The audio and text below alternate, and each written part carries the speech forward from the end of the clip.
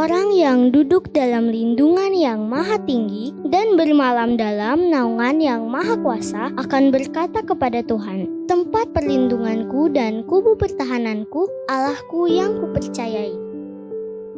Sungguh, Dialah yang akan melepaskan engkau dari jerat penangkap burung, dari penyakit sampar yang busuk. Dengan kepaknya, Ia akan melindungi engkau, di bawah sayapnya engkau akan berlindung. Kesetiaannya ialah perisai dan pagar tembok.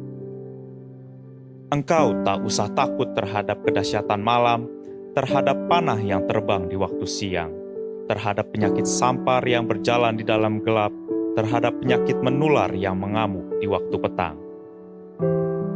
Walau 1.000 orang rebah di sisimu dan 10.000 di sebelah kananmu, tetapi itu tidak akan menimpamu. Engkau hanya menontonnya dengan matamu sendiri dan melihat pembalasan terhadap orang-orang fasik. Sebab Tuhan ialah tempat perlindunganmu, yang maha tinggi telah kau buat tempat perteduhanmu. Malapetaka tidak akan menimpa kamu, dan tulah tidak akan mendekat kepada kemahmu. Sebab malaikat-malaikatnya akan diperintahkannya kepadamu untuk menjaga engkau di segala jalanmu. Mereka akan menatang engkau di atas tangannya, supaya kakimu jangan terantuk kepada batu. Singa dan ular tedung akan kau langkahi, engkau akan menginjak anak singa dan ular naga. Sungguh hatinya melekat kepadaku, maka aku akan meluputkannya. Aku akan membentenginya, sebab ia mengenal namaku. Bila ia berseru kepadaku, aku akan menjawab. Aku akan menyertai dia dalam kesesakan. Aku akan meluputkannya dan memuliakannya. Dengan panjang umur akan kukenyangkan dia dan akan kuperlihatkan kepadanya keselamatan daripadaku.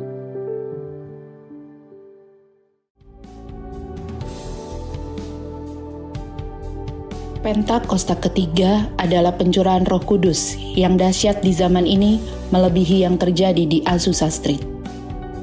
Pentakosta ketiga akan mengakibatkan penuaian jiwa yang terbesar dan yang terakhir sebelum Tuhan Yesus datang kembali.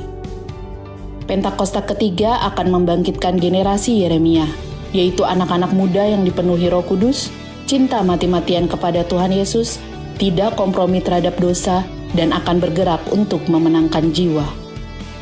Pentakosta ketiga lahir di Indonesia dan bergerak ke bangsa-bangsa. Gerakan ini dari timur ke barat dan akan kembali ke Yerusalem. Pentakosta ketiga akan memberikan kuasa untuk menyelesaikan amanat agung, dan setelah itu Tuhan Yesus datang kembali.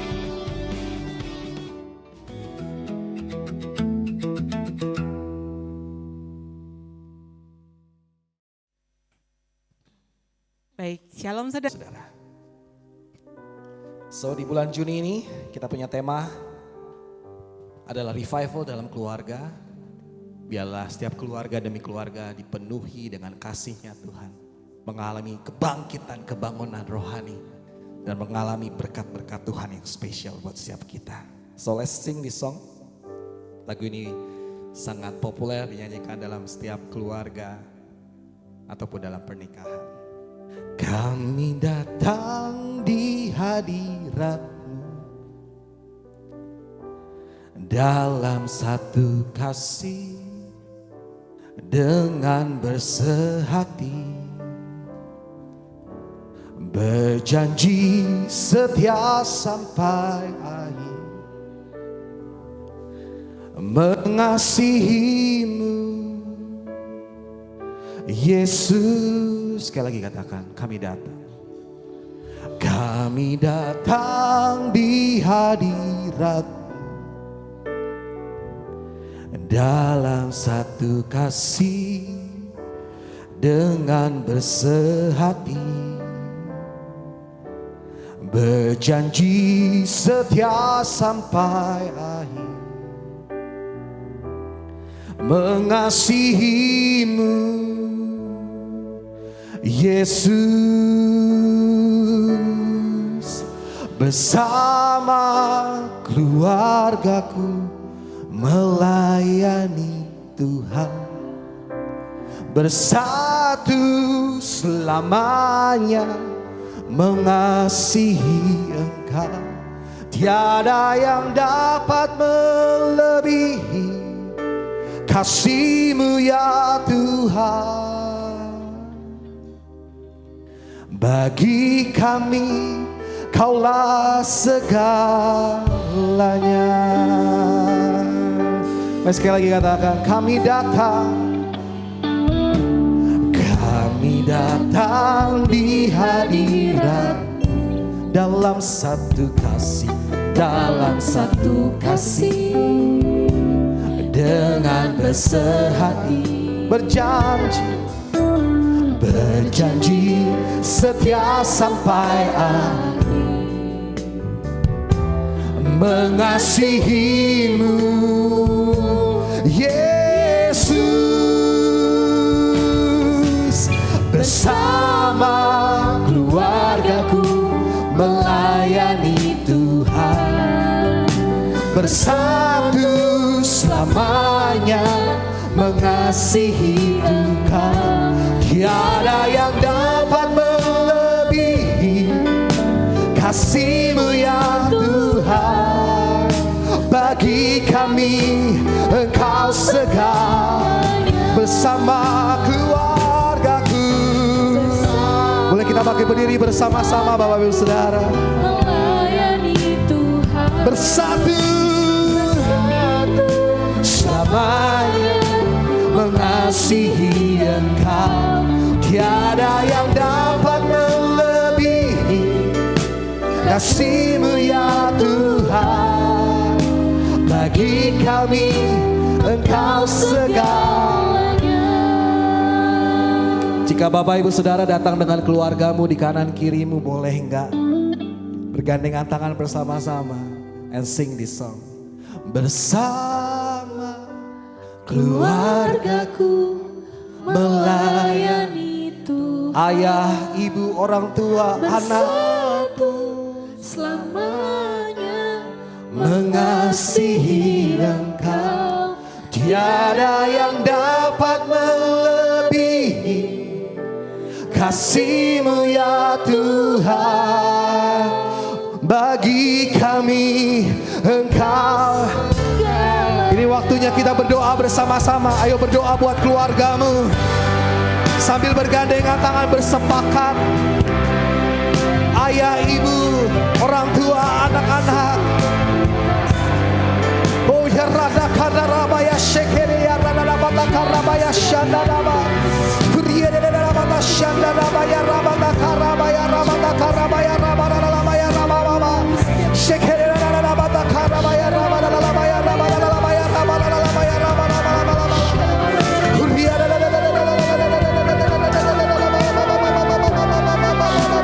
blessing berkati keluarga demi keluarga Tuhan. Shekere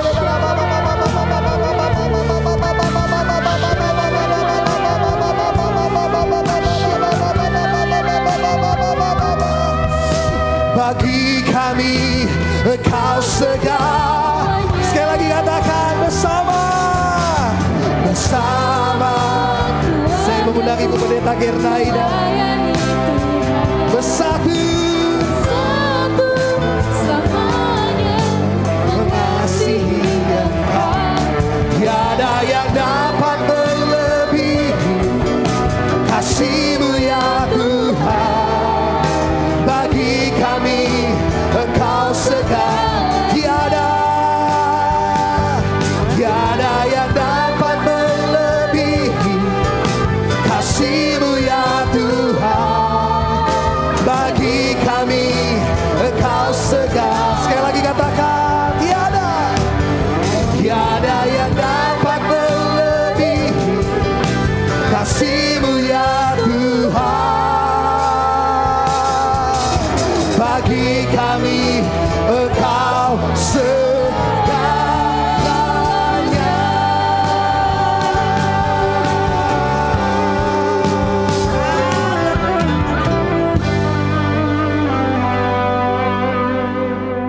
Ini hadapan Engkau ya Tuhan bersama dengan keluarga kami. Mencintai Engkau, mengasihi Engkau. Dan kami turut bersama-sama melayani Tuhan. Karena kesempatan yang Tuhan beri tidak akan muncul dua kali. Itu sebabnya setiap kesempatan kami akan pergunakan sebaik mungkin. Terima kasih Tuhan untuk pujian dan penyembahan yang kami boleh naikkan di hadapan Engkau. Tuhan kiranya disukakan atas apa yang kami perbuat pada siang hari ini. Kami rindu kebenaran firman Allah menyapa masing-masing kami. Takaran yang baik Engkau siapkan bagi setiap kami ya Tuhan. Karena itu sampalah kami lewat kebenaran firman-Mu. Dan demi nama Yesus kami bersyukur dan berdoa. Haleluya, haleluya. Yang percaya katakan amin. Baik, puji Tuhan. Silakan duduk Ibu Bapak sekalian, shalom. Di bulan ini tentu saja tema dari gereja kita adalah revival dalam keluarga. Sebuah kegerakan akan terjadi kalau ada yang melakukannya. Tidak mungkin kegerakan terjadi kalau orang tidak berpartisipasi.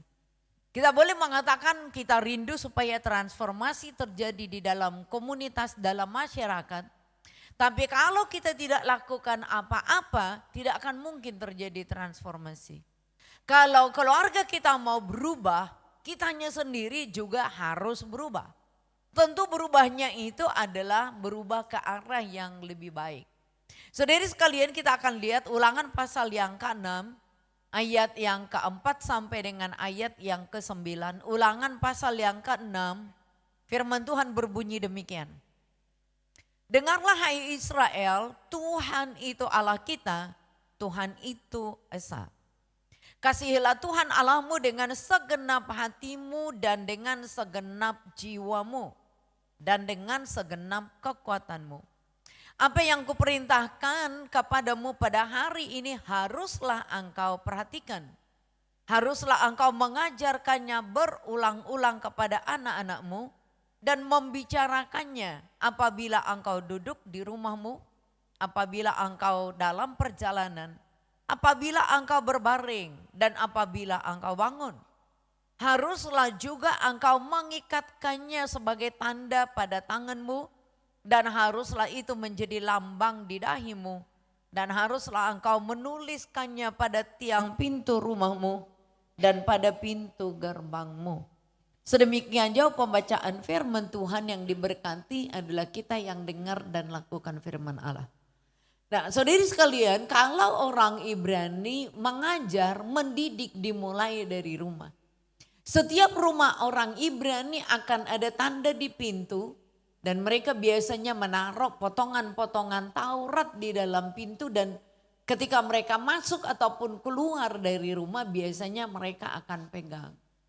Saudari sekalian, kalau dia adalah laki-laki Ibrani biasanya dia akan ada tanda di kepala. Kalau mereka beribadah dia akan ada lipatan semacam tali begitu ketika mereka mau beribadah.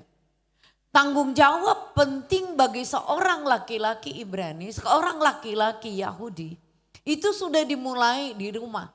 Ada peranan yang sama sekali berbeda antara laki-laki dan perempuan bagi masyarakat Ibrani. Semua pendidikan biasanya akan dimulai dari ayah. Di mana di dalam pengenalannya akan Taurat. Jadi setiap hari seorang laki-laki Ibrani akan pergi ke sinagoga dan biasanya di dalam sinagoga ada mesbah seperti ini dan ada gulungan Taurat yang terbuka. Jadi biasanya orang akan masuk di sinagoga dan dia akan baca Taurat. Kalau dia biasanya sahabat, dia akan baca jauh lebih banyak dari hari-hari sebelumnya. Jadi kalau gulungan Taurat, kalau mereka melakukan perayaan di hari raya tahun baru, dan mereka akan mulai dari yang pertama, Kejadian.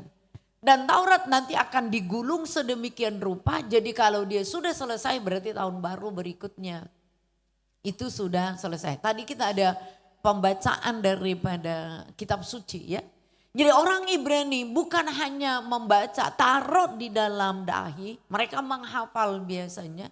Dan taruh di dalam hati. Dan saudari sekalian, Kenapa orang Ibrani dan salah satu bukti pendidikan yang sudah dibuktikan di seluruh dunia. Yang paling bertahan itu adalah orang Yahudi. Ribuan tahun model pendidikan di dalam Taurat tidak berubah. Sampai sekarang mereka itu masih bisa buktikan model pengajaran Taurat masih relevan di tengah-tengah dunia teknologi yang ada pada kita. Nah saudari sekalian, apa yang dinasihatkan oleh firman Allah, klik lagi, mengasihi Tuhan dengan segenap hati, dengan segenap pikiran, dengan segenap perbuatan, dengan segenap kekuatan. Artinya seluruh hidup orang percaya, Bapak Ibu dengan saya, harus berlandaskan kepada apa? Firman. Nah perkaranya begini, apakah firman betul-betul menguasai hati kita? Kalau seandainya seperti kemarin demo di mana Pondok Gede nggak demo ya, yang demo itu pasti Sudirman, pasti dekat kita di Petamburan situ karena dekat dengan DPR. Yang langsung muncul adalah apa? Macet, itu sudah pasti. Orang yang kerja sore itu akan sulit kalau dia mau ke Cibubur, kalau masih Tangerang masih oke karena bisa langsung masuk tol. Nah saudara sekalian, apa yang menguasai kita ketika orang demo? Saudara, responnya orang tentu saja beda-beda. Ada yang marah, ada yang dongkol karena terlambat pulang, menghabiskan waktu. Tapi ada juga orang yang happy-happy aja. Mereka suka cita, begitu ya. Saudara sekalian, kalau firman yang mengendalikan kita, maka respon kita pasti sesuai dengan kebenaran firman Allah. Saudara, di rumah kalau firman yang menguasai kita pasti rumah ada di dalam damai sejahtera. Amin. Tapi kalau yang lain yang menguasainya ya saya nggak tahu. Kalau firman yang berkuasa di dalam hidup kita pasti tidak korupsi. Setuju, katakan amin. Kalau firman yang menguasai kita tidak akan mungkin melakukan rekayasa yang buruk. Kita tidak menipu, kita tidak akan membunuh, kita tidak akan jahat dengan orang. Karena apa? Firman yang menjadi pondasi di dalam hidup kita. Saudara sekalian, mengasihi Tuhan berarti yang terutama adalah Kristus. Yang pertama adalah Kristus. Saya mau tanya, berapa banyak dari antara kita bangun pagi lihat gadget? Ternyata saudara sekalian, ini hasil daripada survei. Orang yang pertama kali habis bangun tidur nih langsung ambil gadget, tingkat stresnya jauh lebih tinggi. Saudara, 5 menit pertama di dalam kita bangun dari tidur menentukan kita sepanjang hari. Kalau Anda marah, emosi, jengkel 5 menit saja, di pagi hari 6 jam sukacita kita hilang. Ini di dalam penelitian. Apalagi kalau kita hanya lihat apa? Ini siapa yang lagi populer, WA-nya ini baik apa enggak. Atau yang kita lihat itu TikTok, atau yang dilihat itu apalagi Instagram. Atau update status dulu, baru bangun tidur. Manusia kita sekarang apa sih yang dia update? Sosial media. Makan, capture dulu, baru di-upload. Begitu ya. Dia ada di bandara, capture dulu, baru di-upload. Dunia kita sekarang dunia yang digital. Kalau Bapak Ibu lihat tingkat stresnya jauh lebih tinggi, ternyata iya. Walaupun survei mengatakan orang Indonesia itu paling happy. Berapa lama kita bisa ada dengan gadget kita Bapak Ibu? Orang Indonesia berapa banyak? Survei tahun yang lalu Bapak Ibu antara 4 sampai dengan 6 jam. Itu orang Indo. Itu beda sekali dengan orang Korea, dengan orang Jepang. Nggak sampai 2 jam mereka akan itu pun karena apa? Kerja. Tapi kita orang Indo berarti kita lebih banyak waktu dong ya. 4 sampai dengan 6 jam. Saya nggak tahu akan nambah lagi apa enggak. Saudara sekalian, itu mempengaruhi hidup kita. Alkitab mengatakan mengasihi Tuhan dengan segenap hati. Alkitab mengatakan jagalah hatimu karena dari sanalah terpancar kehidupan. Hidup kita nggak diperlihatkan dengan pakaian yang kita pakai. Aksesoris yang kita gunakan itu bisa sangat menipu saudara. Saudara, tetapi hati menjadi pancaran dari seluruh kehidupan kita. Hati hanya kita yang tahu dengan Tuhan. Bapak Bapak Ibu, saya bisa bohong, bisa. Bapak Ibu tahu nggak tahu. Apalagi kalau jago main drama, pintar acting. Saudara, dia melakoni lakon yang lain, bukan dirinya sendiri. Tapi saudara sekalian, pemazmur mengatakan demikian. Bagaimana aku bisa menjauhi rohmu? Aku mau kabur ke langit biru, kalau benar-benar langitnya biru. Bener nggak ya? Tapi kalau naik pesawat kan nggak juga, nggak biru-biru amat juga ya. Tuhan ada. Siapa dari antara kita yang pernah pergi ke tubir laut? Pernah nggak? Nggak mungkin, kita akan meledak kalau kita sampai ke tubir laut. Karena tekanannya itu. Tapi bisa nggak kita menghindar dari itu? Nggak bisa. Kita bisa munafik di hadapan orang, tapi di hadapan Tuhan enggak. Maka ayah tidak boleh munafik, ayah mengasihi Tuhan. Mami tidak boleh munafik, mami harus mengasihi Tuhan. Anak-anak nggak boleh munafik, harus mengasihi Tuhan. Saudara sekalian, mengasihi Tuhan dengan segenap hati pasti mengasihi sesama. Karena apa? Alkitab mengatakan bohong kalau orang mengatakan dia mengasihi Tuhan, dia benci saudara. Alkitab tidak memanggil kita untuk benci dengan saudara. Tetapi perhatikan, berapa banyak orang membawa saudaranya ke pengadilan hanya karena harta, warisan. Hanya karena semeter tanah. Kenapa saudara sekalian? Ego. Ibu bapak, apa yang dikatakan mengasihi Tuhan? Holiness. Kita bisa menjadi tidak kudus di jalan. Coba kalau Anda disalib di jalan, neong gitu. Apa yang muncul dari bibir mulut kita? Kata-kata berkat, puji Tuhan, haleluya. Saya enggak yakin. Ketika kita dimaki, saudara sekalian, apa respon kita? Saudara sekalian, orang yang kudus pasti pikirannya kudus. Apa yang baik, apa yang mulia, apa yang sedap untuk didengar. Pikirkan itu. Jadi tidak ada gosip di dalam gereja, apalagi di dalam rumah. Saudara sekalian yang dikasih oleh Tuhan. Kita dipanggil mengiring Yesus setia sampai akhir. Maka apa yang paling baik yang kita bisa wariskan adalah warisan iman. Saudara, apa yang kita perlu di siang hari ini? Orang tua yang saleh. Klik lagi.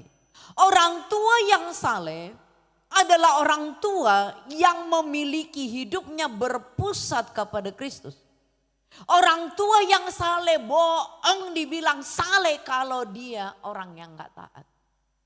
Saudara sekalian, kita mengajar anak-anak untuk taat, tapi kita tidak taat. Kita ajar untuk anak-anak ayat hafalan, kita tidak baca ayat hafalan. Saudara sekalian, kalau kita orang tua yang saleh, pasti kita adalah orang yang taat.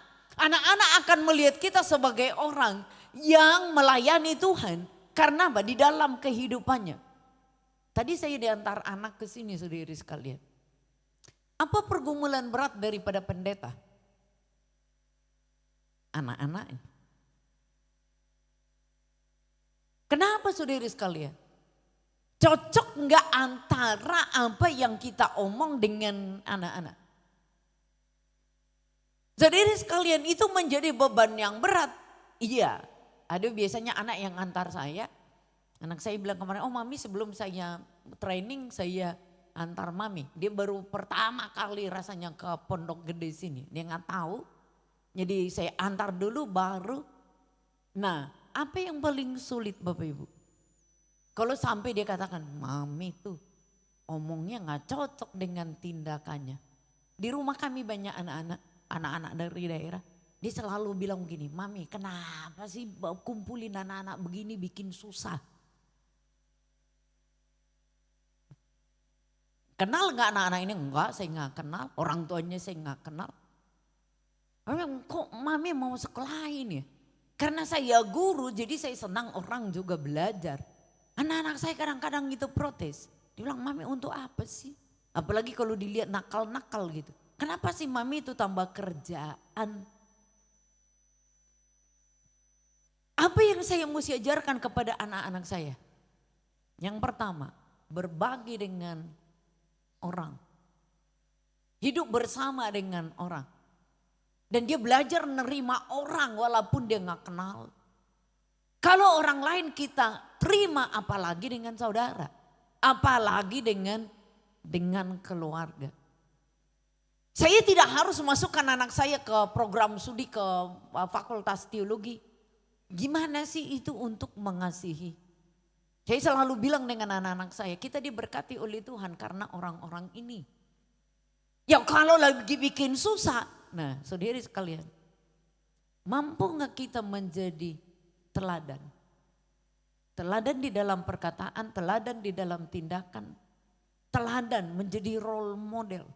Paulus mengatakan ikut teladanku. Saudari sekalian, kesalehan orang tua dilihat dari apa? Kasihnya. Kasih harus kasih yang tulus, bukan kasih yang munafik. Orang tua yang saleh akan kelihatan di dalam apa? Disiplin. Ayub adalah orang tua yang disebut dengan saleh.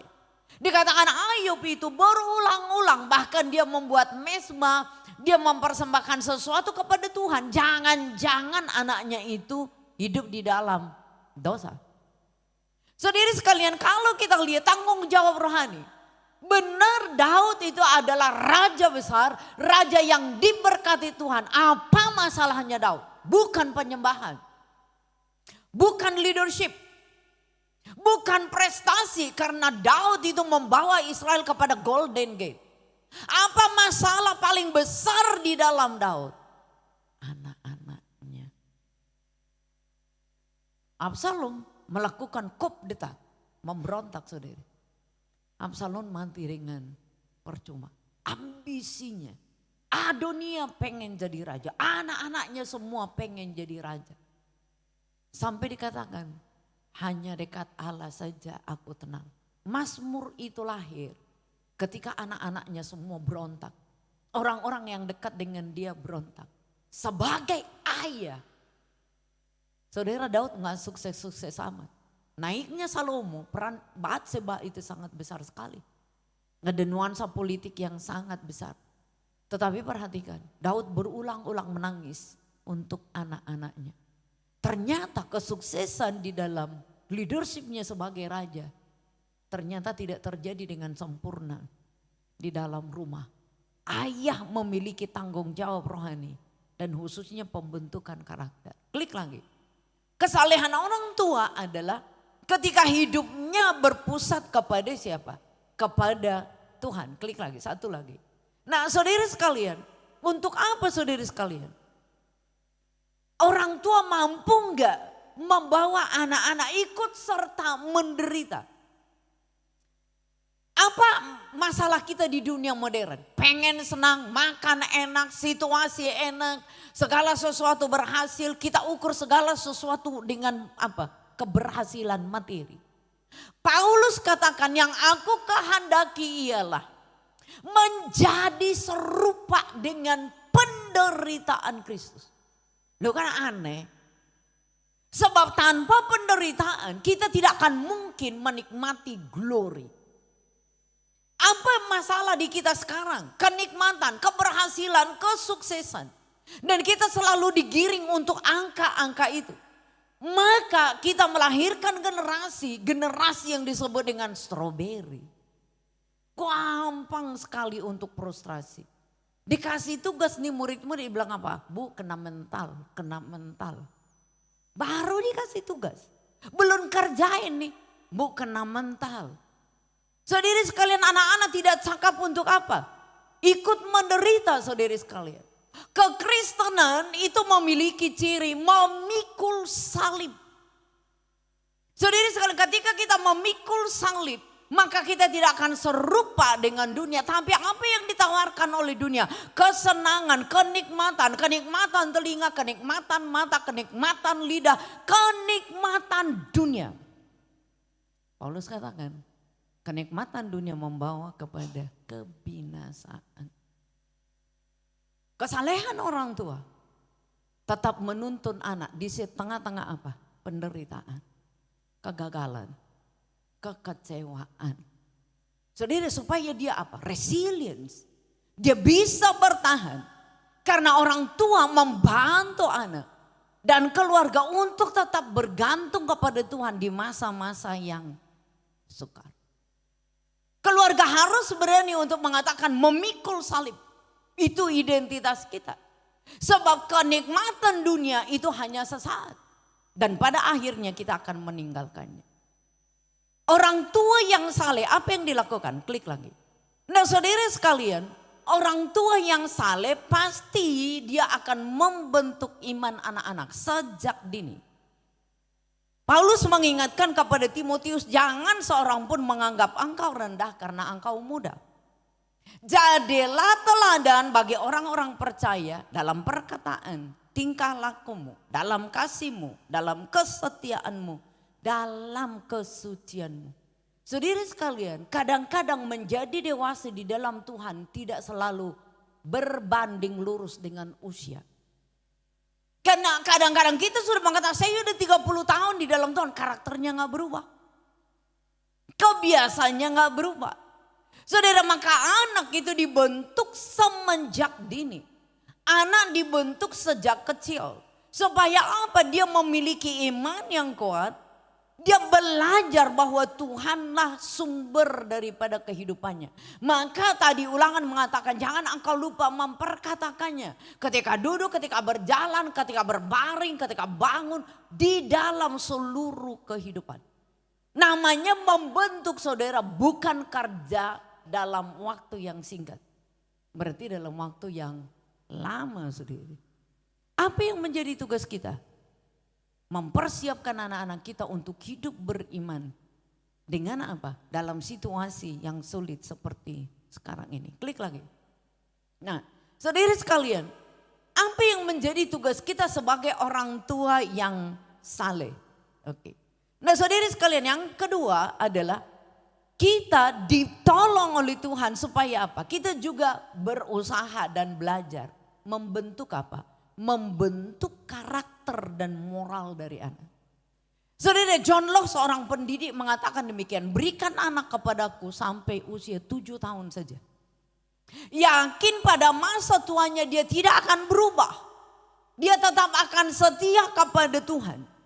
Saudara sekalian, Alkitab mengatakan bahwa, klik lagi, satu lagi. Didiklah orang muda menurut jalan yang diberikan kepadanya. Yang cocok, yang patut baginya. Maka pada masa tuanya pun ia tidak akan menyimpang dari jalan itu. Nah itu sebabnya perlu apa? Guidance. Perlu bimbingan, perlu tuntunan. Saudara sekalian, bagaimana anak itu memiliki karakter yang baik dimulai dari rumah. Kalau segala sesuatu dimulai dari sekolah. Saudara sekalian, ini adalah kegagalan kita. Pakai sepatu baru di mana? Di sekolah. Saudara sekalian, saya baru pulang dari satu tempat ya. Jadi seorang anak dititip kepada oma. Jadi karena dititip kepada oma ini mau jalan. Terus itu cucu belum beres dan seterusnya. Jadi dibantuin kasih baju, kasih sepatu. Oh mamanya marah. Dia bilang, mami no, nggak boleh katanya. Anak dia harus belajar. Kita lihat tegak amat ya. Kok orang tuanya gini amat? Oh ternyata maminya bilang enggak. Jadi anak juga harus ngerti tanggung jawabnya. Nah yang kedua, dia sudah tahu lampu merah itu harus berhenti. Ini oma mau buru-buru dia lapor ke maminya. Dia katakan begini, mami itu oma bikin kesalahan besar. Kenapa? Tadi waktu ngantar saya lampu merah dia terobos. Ini anak kecil. Nah terus oma pikir, biasa rese amat nih anak, rewel amat. Nah ini anaknya katakan, mami kalau mau kasih contoh itu kasih contoh yang benar. Tuh anakmu rese betul. Masa begitu kan mesti cepet mulu alasan oma. Tapi oma kasih contoh gak baik. Integritas dimulai di mana? Di rumah. Bukan di sekolah saudara sekalian. Kita sering kali merasa, anak pergi kirim ke sekolah minggu supaya dia berubah. Kalau di rumah tidak berubah, bagaimana dia akan berubah di luar? Saudara sekalian, rumah adalah tempat di mana anak-anak diberitahu untuk apa? Menghormati. Kenapa anak-anak kita sekarang gampang tawuran, gampang berantem, gak respect dengan orang lain? Saudara sekalian, karena di rumah kita tidak mengajar mereka menjadi anak yang hormat. Atau orang tuanya tidak menghormati anak-anak. Saudara sekalian, karakter itu moralnya anak-anak. Dia mampu untuk memilih, oh ini yang baik, ini yang keliru. Mahasiswa saya aja masih mencuri, padahal itu udah di STT, saudara. Ketika mencuri, dia ambil laptop kawannya, tanya, kenapa sih kamu lalu dijual di Roxy? Loh, kenapa sih kamu ambil dan nggak merasa bersalah? Jual lagi, hanya untuk apa? iPhone. Bayangkan, ini mahasiswa di Fakultas Teologi. Karakter dimulai di mana? Dalam rumah. Ternyata ketika kita cek, oh di rumah biasa aja, barangnya siapa juga bisa dia pakai. Saudara sekalian, ini akan terbawa karakter anak itu akan terbentuk di dalam rumah. Orang tua yang saleh membina anak-anak supaya karakternya menjadi baik. Jadi kalau anak di rumah dididik dengan baik, pasti keluarnya juga akan baik. Tadi pagi saya katakan, survei di Amerika untuk membandingkan anak-anak misionaris, anak pendeta dengan anak yang melakukan kejahatan di penjara. Saudara sekalian, tidak ada jumlahnya 0,01% anak misionaris pendeta yang menjadi penjahat. Tetapi yang sebelah, kecenderungan anak-anaknya akan menjadi penjahat. Bapak dengan anak ketemu di penjara yang sama karena melakukan hal yang sama. Kalau dia kartel narkoba, kemungkinan anaknya juga kartel narkoba. Kalau dia pembunuh, anaknya jadi bisa ketemu 3 generasi dalam penjara yang sama. Saudara, makanya karakter itu dibentuk di dalam apa? Di dalam rumah. Jadi kalau semua kita serahkan kepada bapak, ibu, guru di sekolah, lalu kita sebagai orang tua merasa, nggak apa-apa gitu ya. Kita akan berbahaya. Gereja harus menjadi gereja yang mendidik. Saudari sekalian, kalau itu cucu kita, atau kalau itu adalah anak kita, jangan sampai terlambat. Klik lagi. Saudara, apakah rumah kita menjadi rumah yang aman? Saudara, di negara ini ada selalu mengatakan rumah aman. Rumah aman dari mana? Biasanya dari tingkat kekerasan, kejahatan. Saya melayani lama untuk kelompok, maafkan saya, untuk pemulung. Nah, kawan-kawan ini, maaf kalau kita di gereja begini tas nggak boleh ditetakin. Karena nanti, kawan saya itu adalah pendeta, saudari sekalian. Jadi biasanya ruang ibadahnya agak berbeda. Lalu Pak Pendeta kayak kita di kamar mandi digantungin bajunya untuk khotbah. Jadi Pak Pendeta habis bebenah masuk di kamar mandi, baju sudah tidak ada lagi. Apakah Pak Pendeta akan marah? Ya nggak marah, habis komunitasnya begitu. Saudari sekalian, lingkungan kita, apakah lingkungan yang aman? Saudari sekalian, rumah harus menjadi tempat perlindungan. Saudara, orang tua yang saleh pasti dia akan take care, dia akan menjaga anak-anaknya. Kalau tidak, wow. Dengan apakah seorang anak muda dapat mempertahankan hidupnya suci dan bersih selain oleh Taurat Tuhan? Saudara, apa yang dikatakan oleh Alkitab? Berani enggak anak-anak kita tampil berbeda dengan dunia?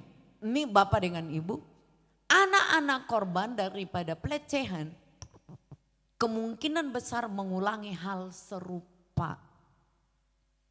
Jadi kalau di kampus anak-anak nakal, kita biasanya tidak langsung kamu nakal, cari tahu dulu. Kenapa anak ini nakal? Saudara, banyakkan itu terjadi di dalam rumah atau di dalam komunitas. Kalau budaya kita sudah rusak, misalnya budaya mabok dan seterusnya. Dia akan datang lagi dengan apa? Akan ajak lagi kawan-kawannya. Kenapa? Itu budaya kita. Saudari sekalian, maka rumah harus menjadi tempat perlindungan. Apalagi saudari sekalian, hampir semua kampus sekarang menyampaikan undang-undang tindak kekerasan dan perlindungan kepada perempuan dan anak. Nah, kami di Petamburan tiap semester mesti dikemukakan. Ada berani yang melakukan kekerasan termasuk kekerasan verbal ya Bapak Ibu. Itu kena dengan undang-undang. Berapa banyak anak yang terintimidasi di dalam rumah. Jadi sekalian ayahnya tidak menjadi contoh, ayahnya tidak menjadi teladan. Kami menolong untuk anak ini di gereja kami, anak sekolah minggu kami. Dia jago nyanyi sebetulnya. Bapaknya itu driver dan tukang mabuk.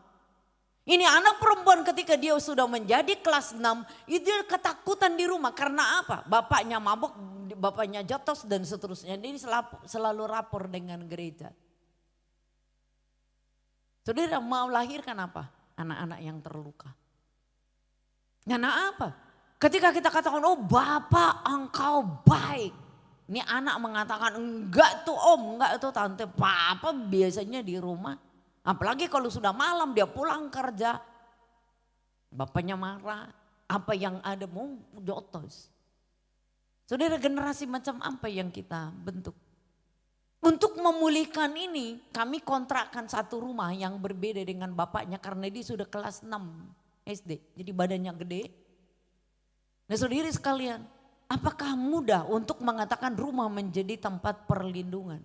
Ternyata di dalam masyarakat kita itu tidak. Saudari sekalian, bahkan dalam budaya kita. Kenapa banyak sekali anak-anak kena dengan pelecehan seksual? Coba kita lihat dengan budaya kita. Saudari sekalian, saya hamba Tuhan dan saya adalah guru. Kenapa banyak anak lahir di luar nikah? Jadi ketika kita lihat dia punya akta, kenapa begini ya? Oh ternyata anak lahir di luar. Di satu daerah ketika kami pelayanan, ada banyak perempuan yang menjerit karena anak-anaknya itu lahir di luar nikah. Itu menjadi stigma yang negatif Bapak Ibu bagi anak-anak di sekolah. Oh kamu anak lahir di luar nikah. Kenapa? Struktur kita di dalam budaya kita menyulitkan mereka. Jadi kawan-kawannya diledekin dia, oh kamu anak haram lu, anak haram lu. Nah saudara sekalian, gimana kita sebagai orang tua ikut berpartisipasi melukai mereka. Jadi ketika dia nakal, dia pengen balas dendam saudara sekalian, apa yang dilakukan? Bisa positif, bisa juga negatif. Nah itu sebabnya kesalehan orang tua itu menjaga dan melindungi anak-anak. Supaya anak-anak tidak terbawa dengan arus dunia. Saudara, maka firman Allah mesti menjadi pondasi yang kuat. Dan ketika di rumah anak-anak berani mengatakan tidak kepada dosa, maka ketika dia keluar dari rumah dia bisa menjaga dirinya. Tapi ketika di dalam rumah anak-anak itu melihat ayah, ibunya, saudara-saudaranya hidup di dalam dosa, di luar pun dia akan lakukan hal serupa. Maka gereja, Bapak Ibu dengan saya dipanggil menjadi orang tua yang ikut serta menjaga anak-anak. Sesuai dengan apa? Taurat Tuhan. Oke, klik lagi. Nah Bapak dengan Ibu, apa yang kita perlu supaya revival terjadi di dalam keluarga kita? Relasi yang sehat. Tadi pagi saya sudah katakan. Teriakannya Alkitab, hai Bapak, jangan engkau menyakiti, menaruh luka di dalam hati anak-anakmu. Supaya dia tidak menjadi apa? Tawar hati. Perhatikan Bapak Ibu. Kalau ibu yang bawel di rumah ngomelin anaknya. Kenapa dia pada satu saat tetap bisa terima mak. Tapi kalau itu ayah. Ya saudara sekalian. Dia akan balas dendam. Kenapa sakitnya dengan ayah. Itu menjadi sangat-sangat ngenas di dalam hati dari anak. Alkitab kasih contoh itu sangat benar. Ayah, ya kalau keluarga kita revival dimulai dari apa? Ayah. Gereja Bethel Indonesia ada satu departemen namanya Bapak Sepanjang Kehidupan. Kenapa harus Bapak Sepanjang Kehidupan? Kalau bapak-bapak dijamah oleh Tuhan, ayah itu bertobat dengan sungguh-sungguh, dia akan bawa keluarganya menjadi keluarga yang revival. Saudara sekalian, kenapa? Kalau tidak terjadi revival, jangan salahkan maknya. Saudara sekalian, siapa yang mesti bertanggung jawab? Perhatikan, dalam struktur masyarakat Israel yang belajar Taurat pertama itu adalah ayah. Ayah akan mengajar nanti di rumah. Jadi jangan begini, oh ayo nak kamu berdoa, kamu doa sahabat, ayah tidak berdoa. Anak didorong untuk kayak kamu ke sekolah minggu, kamu ke teenagers. Tetapi ayah pergi ke kafe dengan pergi berdoa. Saudara sekalian, maka sebuah keluarga yang revival harus dimulai dari apa? Dari ayah. Ibu bapak yang dikasih oleh Tuhan, ini hasil daripada penelitian juga. Tadi malam saya mengantar seorang profesor dari Korea. Dia ahli sejarah, lama tinggal di Amerika. Saudara, apa yang terjadi di Korea, saudara? Kenapa revival terjadi? Revival terjadi berapa banyak Bapak Ibu? Setelah 20-30 tahun. Dari orang-orang yang sujud dan orang-orang yang berdoa dan mereka yang dilawat oleh Tuhan. Barulah terjadi revival. Revival gak mungkin terjadi dalam sekejap. Gereja akan diubah oleh Tuhan kalau ada yang revival. Kalau kita sama aja dengan dunia, kapan kita revival? Nah mungkin Bapak Ibu. Kalau kita katakan keluarga kita mau revival, kita mulai dari sekarang. Apakah mesbah doa menjadi tradisi kita, menjadi gaya kita? Atau kita sudah lebih banyak di mana? Di TikTok. Upload, dia punya status, tidak lupa. Anak bisa lupa. Seorang mahasiswa saya meneliti satu daerah ya. Mau saya ngomong ini di mana-mana. Saudara sekalian, yang pergi ke ladang itu ibu. Yang pergi pelihara babi ibu. Yang macul tanah ibu. Yang pergi untuk ambil rapot itu ibu. Jadi si mahasiswa saya ini meneliti kan, dia bilang, Pak anaknya berapa? Tanya ibu. Pak ini anak-anaknya udah kelas berapa? Tanya ibu. Ini kan mahasiswa bingung, ini mahasiswa pasca sarjana saudara. Jadi lama ditungguin ibunya. Sore pulanglah itu ibu bawa ubi, bawa itu, bawa gendong segala macam rumput. Baru nyampe di rumah dia langsung masak loh. Untuk siapa? Suami dan anak. 1 minggu dia di situ mau lihat kehidupan, kenapa sih? Satu rumah enggak, ternyata rumah yang lain tuh. Di mana bapaknya? Nyanyi di kafe. Sampai nggak tahu hari Minggu dia lihat nih hari Minggu. Nih siapa? Oh ternyata hari Minggu yang pergi ke gereja itu anak-anak. Lalu yang paling banyak di gereja mama-mama. Jadi Bapak Ibu kalau ibu-ibu yang paling banyak di kerajaan sorga jangan ngiri. Ternyata itu adalah ibu-ibu. Paduan suara dan seterusnya. Lalu saudara ini si mahasiswa nanya kepada Pak Pendeta. Pak Pendeta, jadi Pak Pendeta yang lebih tahu anaknya itu kelas berapa. Pak Pendeta yang lebih tahu anaknya ini udah sekolah di sini. Karena apa? Pak Pendeta selalu berdoa. Dan Pak Pendeta kadang-kadang bantuin nilai agamanya anak-anak. Lebih tahu daripada bapaknya. Father, how are you today? Di mana ayah? Tapi ayah paling banyak nuntut. Coba nanti kalau kata anaknya itu nanti wisuda, yang paling kepo itu siapa? Ketika anaknya mau menikah, yang paling kepo itu siapa? Pokoknya ini maharnya gini siapa? Ayah. Ketika mau mendidik, ayah di mana? Saudara sekalian, dan itu banyak di dalam budaya kita. Miris sebetulnya. Dan itu mayoritas apa? Keluarga Kristen. Saudara, gimana hubungan kita di dalam rumah? Kalau kita di rumah teriak-teriak, anak juga teriak-teriak. Kalau kita belajar berkomunikasi di dalam rumah, anak-anak yang bertumbuh di dalam kasih sayang, ternyata saudara sekalian itu seiring gak dengan dia punya prestasi, oh ternyata banyakan iya. Jadi anak-anak yang bertumbuh di dalam kasih sayang, ini juga mudah dibentuk. Jadi kenapa anak-anak cenderung berontak, cari perhatian. Yang saya lihat kenapa sih anak-anak itu nakal gitu. Paling banyak sebetulnya karena mereka mau nakal, enggak tuh. Cari perhatian. Pernah seorang mahasiswa saya, agak nakal. Mau diapain ini? Satu saat kayak gini mau libur. Dibilang gini, Bu Ger, saya boleh peluk ibu gak? Pamali, gak boleh. Ini STT, ini anak laki. Please deh Bu, boleh gak? Gitu. Saya bilang sini dulu. Kenapa ini anak? Sampai itu permintaan, ini udah mahasiswa bukan anak SD. Mahasiswa kan udah gede. Jadi saya tanya, kamu duduk dulu. Liburan mau kemana Bu? Saya mau gonong gini dikasih tahu. Saya langsung tanya, ayahmu di mana? Dia kerja di PLN, ayahnya. Maminya ASN juga di departemen yang berbeda. Saya bilang, kamu mau pulang ke kampung, ke rumah? Enggak. Mau kemana? Penginjilan. Biasa anak ST mau penginjilan. Penginjilan kemana? Kasih tahu gono gini. Saya tanya gini, kamu udah telepon mami belum? Belum. Paling juga nanti minta duit lalu dia kirim. Perhatikan ya, minta duit lalu dia kirim. Oke. Jadi kenapa ini mau dipeluk? Kamu kangen dengan ibu, maminya? Enggak. Waduh. Saya bilang kamu kangen dengan ayah? Enggak.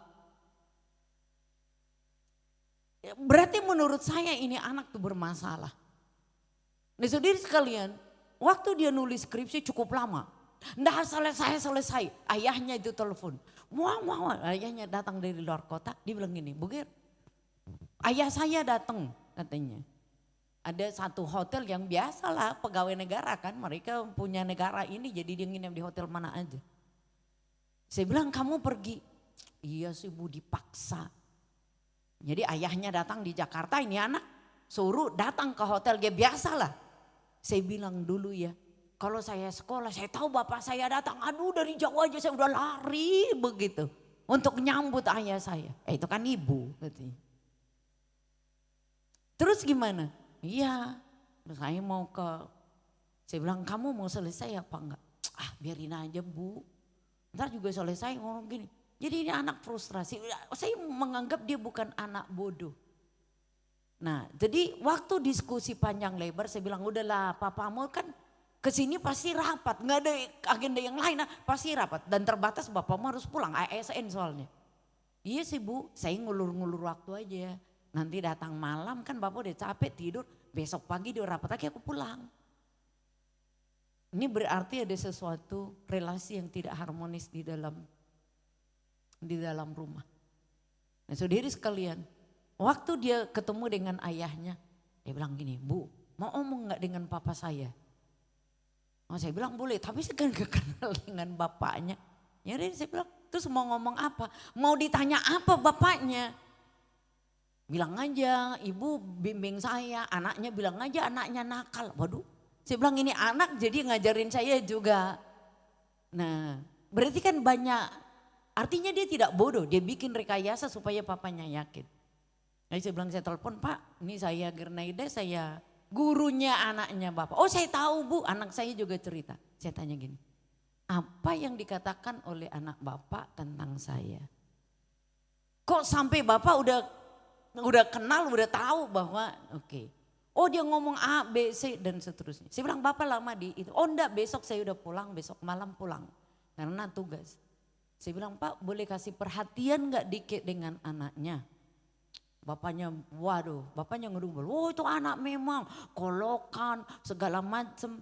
Jadi yang muncul itu juga dari ayahnya semua yang negatif. Adiknya udah lulus, dia gak lulus. Saya tanya gini, kenapa adiknya lulus, kenapa ini anak gak lulus Pak? Ya itu justru dia ditaruh dia di STT supaya berubah, perhatikan. Dia ditaruh di STT supaya berubah. Nah jadi saya bilang gini, Pak coba sedikit dan bagaimana dia berubah, kok Bapak sendiri juga hopeless dia gak berubah. Oh bapaknya kasih semua yang negatif. Nah jadi saya katakan Pak gini, rasanya anak Bapak itu baik. Yang kedua, agak kurang konsentrasi karena dia anaknya gak bodoh. Nah saya tanya gini yang terakhir, Pak ini pertanyaan pribadi saja. Berapa banyak kali Bapak peluk dia? Bapaknya gak bisa jawab. Jadi saya bilang gini, anaknya Bapak minta saya peluk loh Pak. Bapaknya gak bisa jawab.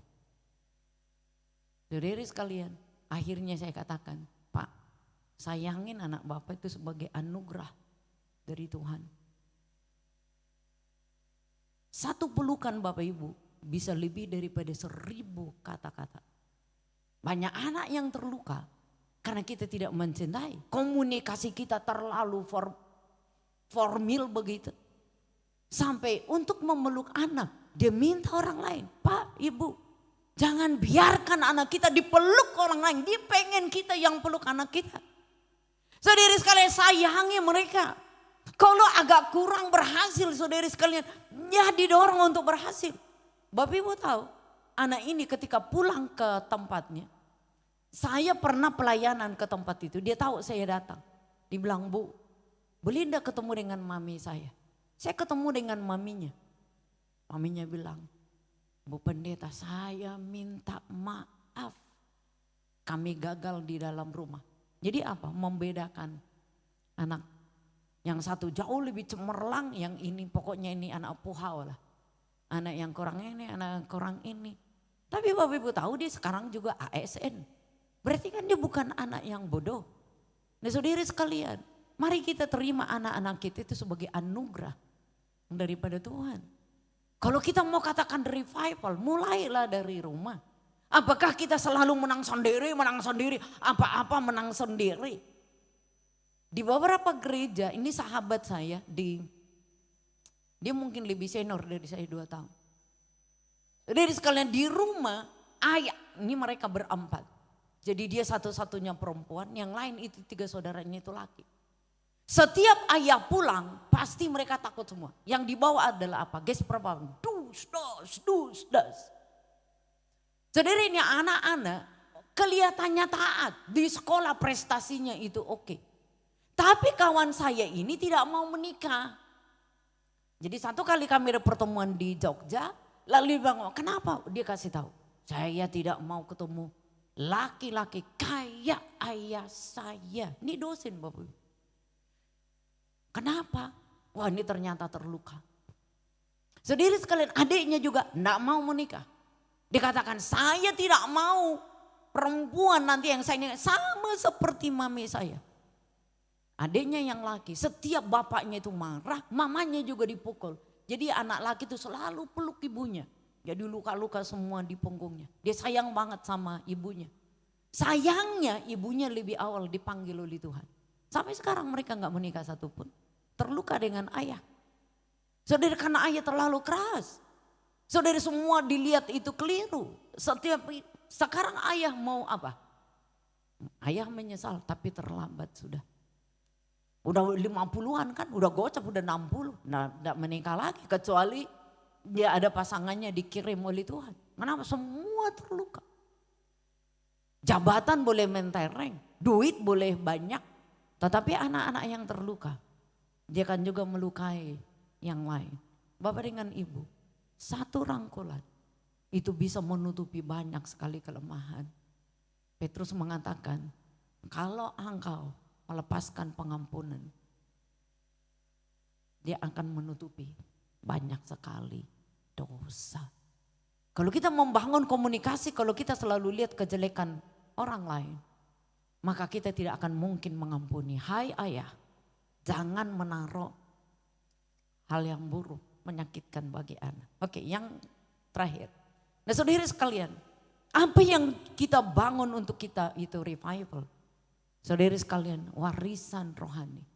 Kalau kita mau wariskan rumah, satu saat rumah itu bisa lepas. Kalau kita wariskan deposit juga bisa lepas. Apalagi kalau harga dolar makin naik begitu ya.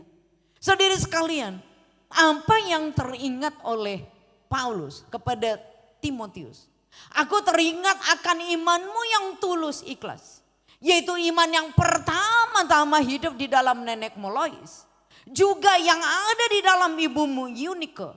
Dan aku yakin, kata Paulus, ada di dalam dirimu. Oke, ayahnya tidak terlalu populer. Partisipasinya di dalam warisan iman tidak terlalu menonjol. Tetapi ada nenek Lois, ada mami Eunike yang bersama-sama membesarkan Timotius. Dan ada pendampingan daripada Paulus sebagai bapak rohaninya. Maka Timotius dipakai oleh Tuhan secara luar biasa.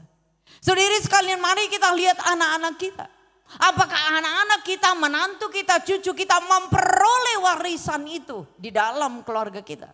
Saudari sekalian, di sanalah kita bisa menjadi alat kesaksian. Kita izinkan anak-anak kita bertumbuh di dalam Tuhan. Yang terakhir, kita baca bersama ya. Oke, ini adalah Yosua pasal 24 ayat 15. Ini adalah deklarasi akhir daripada karirnya Yosua setelah dia 80 tahun dan dia berperang 40 tahun. Udah ada yang kerja 40 tahun? Ada kali ya. Karirnya boleh katakan wah oke. Nah tetapi pada akhirnya Yosua katakan demikian. Kita baca sama-sama yuk, 3, 2, 1. Tetapi, amin.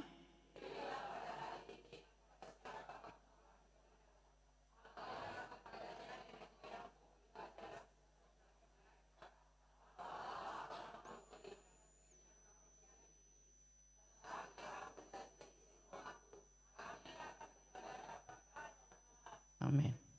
Setuju ya Bapak Ibu ya? Kita katakan bersama, aku dan seisi rumahku, kami akan beribadah kepada Tuhan. Keluargaku diberkati. Revival terjadi. Revival terjadi. Yakin ya Bapak Ibu ya? Oke, berikan kemuliaan untuk Tuhan. Kita sama-sama bangkit berdiri yuk.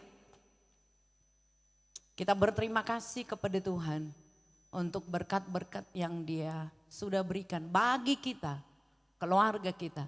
Setiap suami diberkati oleh Tuhan, anak-anak diberkati oleh Tuhan, istri diberkati oleh Tuhan.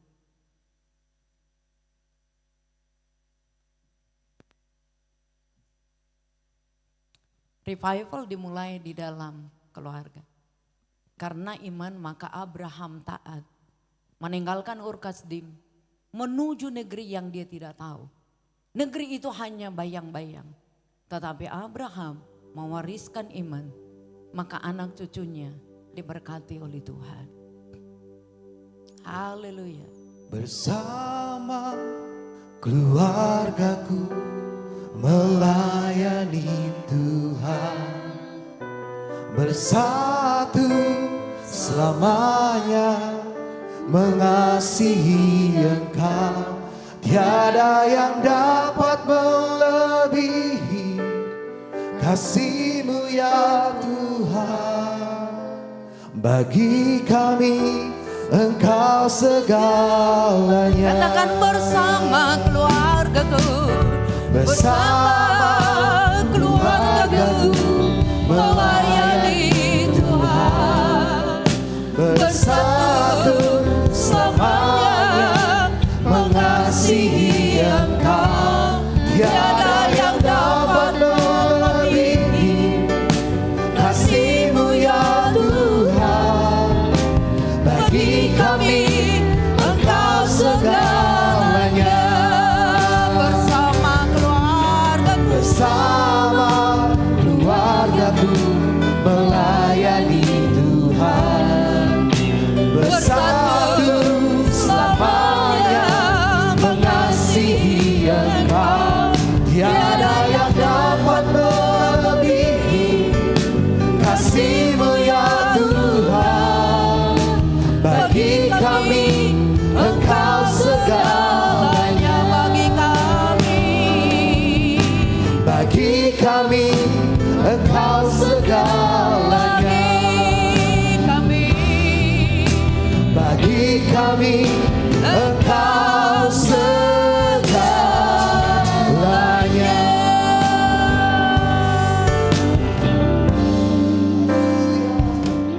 terima kasih Tuhan.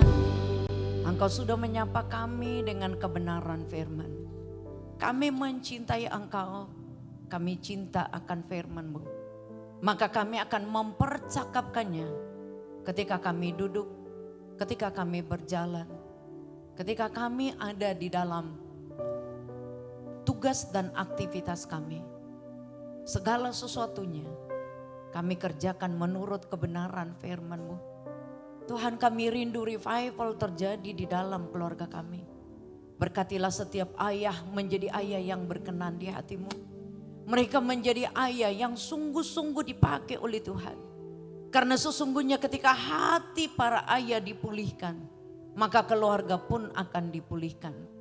Engkau juga memulihkan setiap mami menjadi tiang pendoa yang sungguh-sungguh di dalam keluarga. Mami yang penuh dengan kasih sayang di tengah-tengah kesibukan. Barangkali juga di tengah-tengah pergumulan-pergumulan mereka. Kiranya engkau memanggil mami menjadi mami yang penuh dengan kuasa dari Tuhan sendiri. Kami mempersembahkan anak-anak kami Tuhan di dalam mezbamu. Mereka adalah biji mata Tuhan. Kiranya Tuhan mencintai, Tuhan menjaga dan memelihara. Seperti anak panah yang dilepaskan dari busur, demikianlah anak-anak kami menjadi perkasa di dalam dunia ini. Pakai mereka menjadi anak yang taat di dalam sekolah, di dalam bisnis, di dalam usaha, apapun yang dikerjakan oleh anak-anak kami. Jadikan mereka menjadi generasi yang unggul, supaya bisa menjadi contoh bagi banyak orang. Tuhan, kiranya keluarga kami adalah keluarga yang Tuhan berkati. Setiap usaha pekerjaan yang dilakukan oleh jemaat-Mu, berkenan kiranya Engkau melipat gandakannya. Sehingga mereka bisa berdampak lebih baik dan lebih baik lagi. Tuhan, kami rindu gereja kami juga terjadi revival. Dengan kebangunan dari gereja kami lebih banyak jiwa dimenangkan bagi kerajaan-Mu. Siang hari ini kami mempersembahkan seluruh hidup kami Tuhan bagi Engkau. Tubuh, jiwa dan roh kami adalah milik-Mu seutuhnya. Pakailah menurut apa yang Tuhan mau. Sehingga hidup kami sungguh-sungguh mempermuliakan nama-Mu. Sebentar jemaat-Mu akan kembali ke dalam rumah dan aktivitas mereka masing-masing. Kiranya Tuhan berkenan untuk melimpahkan berkat atas mereka. Mari kita angkat kedua belah tangan kita. Tuhan memberkati engkau, Tuhan juga melindungi engkau. Tuhan sendiri menyinari engkau dengan wajahnya, memberikan engkau limpahan kasih dan karunia. Tuhanlah yang menghadapkan wajahnya senantiasa kepadamu dan memberikan engkau damai sejahtera yang berlimpah-limpah. Pulanglah, bawalah segala berkat yang datang dari Allah Bapa Sorgawi, anugerah keselamatan yang sempurna di dalam Kristus Yesus Tuhan, tuntunan, bimbingan dan persekutuan dengan Allah Roh Kudus, itulah yang menyertai kita mulai saat ini hingga Maranatha, Kristus datang pada kali yang kedua. Semua yang diberkati katakan, amin. Tuhan memberkati. Bapak saudara bisa bersatu di sejenak mengucap syukur buat kebaktian pagi siang hari ini.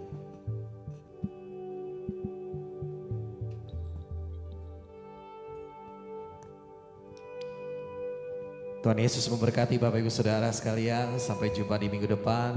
Dan buat anak-anak Pockets jangan lupa Rabu besok ada outing Pockets dan WB. Tuhan Yesus memberkati.